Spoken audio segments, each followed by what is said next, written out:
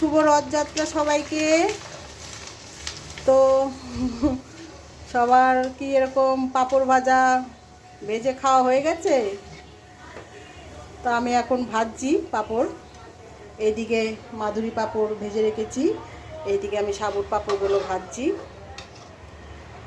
তো এক হাতে তো হচ্ছে না, তো এই হাতটাও আমার আটকা, যেহেতু ফোনটা ধরে আছি ভিডিও করছি বলে।